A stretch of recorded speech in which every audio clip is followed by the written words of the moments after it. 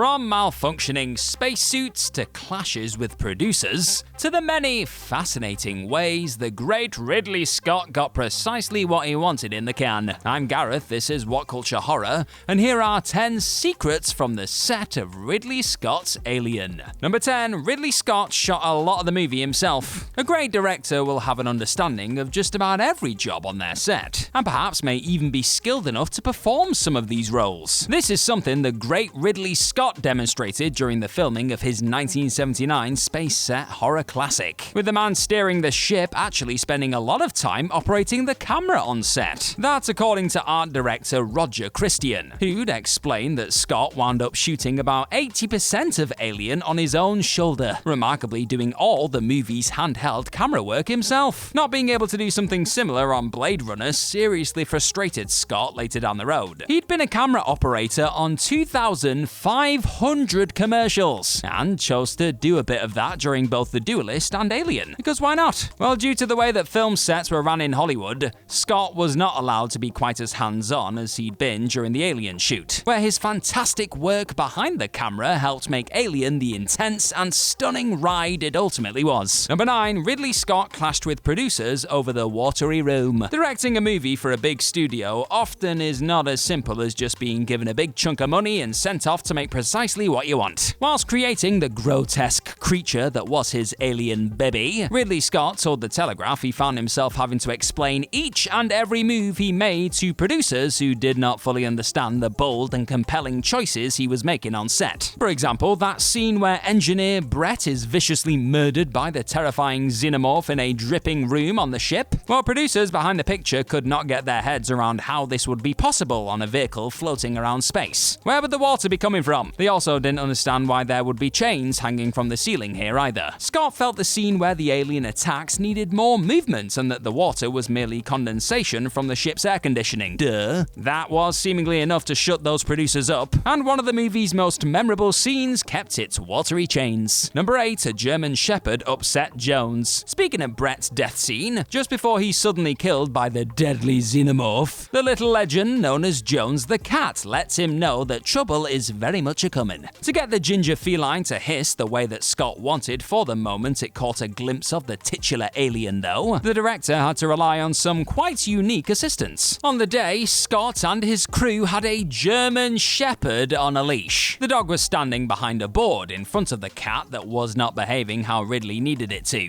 with the big canine safely held back so it would not hurt the little kitty. Scott then pulled up the board and captured the well-delivered hiss from this furry performer. Scott was looking for a reaction that looked like the cat was saying, "What?" And that's precisely what he got in the end, with this ginger Nostromo crew member getting quite the real fright before hopefully receiving all the belly rubs and treats afterwards. Must have been really traumatic for it. And while we're talking about death scenes, I want to know right now, what is your favourite horror movie death scene of all time? You let me know in the comments section down below. Number 7. The Facehugger was almost green. With its long, bony fingers, snake-like tail, and disturbing airbags, the Facehugger very quickly became one of the creepiest critters ever to scurry onto the big screen. Everything about this creature, originally designed by the legendary H.R. Giger, made your skin crawl, including its own beige skin. There was actually a point there when the plan was to have it painted green though, something that perhaps could have made it look a little silly and less unsettling. A green Facehugger, yeah, just imagine that. However, after writer Dan O'Bannon arrived to set one day to see the final but still unpainted version of that alien that he'd also helped design, he soon felt that there was no need to go green. According to the film's commentary, O'Bannon saw the human flesh tone colour of the alien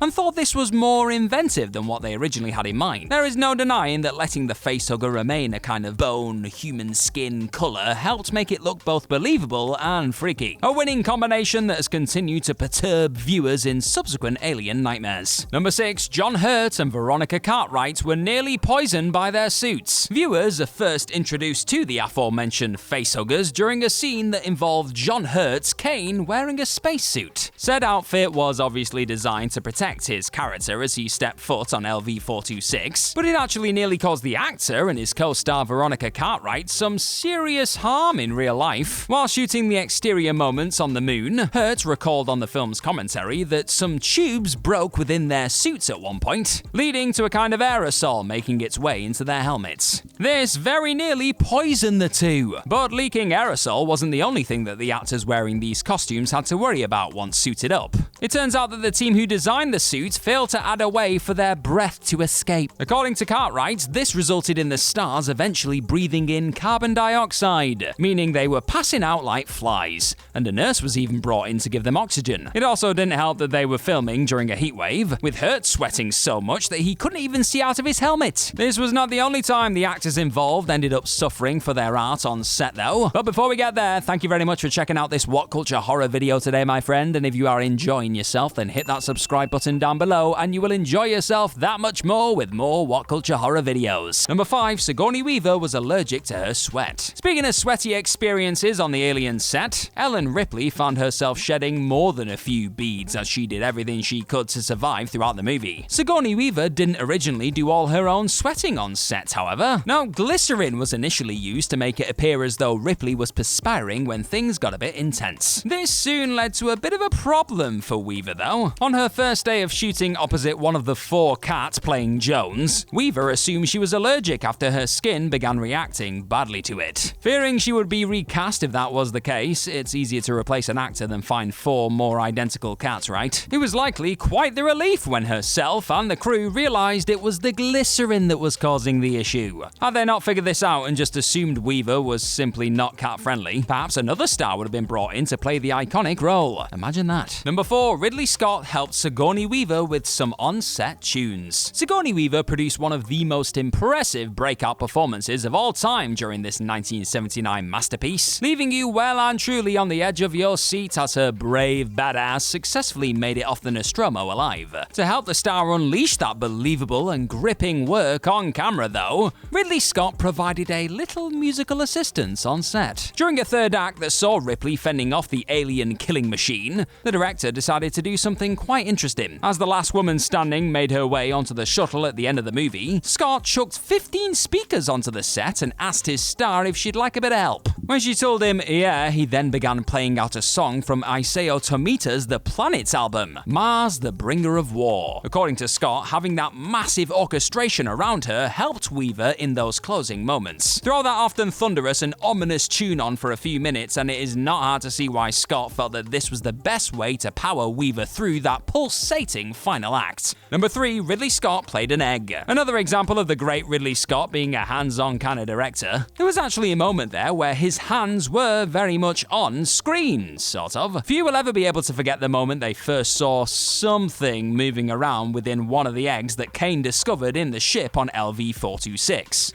The stuff inside of it was actually made up of cow stomach and sheep intestines, but the crew still couldn't quite work out how to make it pulsate in a way that would thoroughly creep out audiences. When they finally decided they needed to manually move these pieces of meat, it was Scott who offered to shove his hand inside of the hero egg. Throwing on a pair of rubber gloves, crew members could be heard saying, "Oh my god," as a game Scott pushed the disgusting insides around, and made the whole thing look revoltingly real. That's not the only fascinating secret about this egg moment on set though. Number 2, The Who helped light the egg chamber. Before the viewer watched Ridley Scott's hand push around some meat or John Hurt being smothered by an alien, the latter's character could be seen entering that spooky egg chamber. It's an utterly stunning moment, with the egg-filled room being magnificently lit up by a blue light that spread across the ground beneath Kane's feet. Were it not for The Who, or more specifically art director Anton Furst, who was helping the band with the lighting setup for their concert at Shepperton Studios, then this awesome scene may have looked quite different. Roger Christian, Alien's art director, was a pal of Furst's,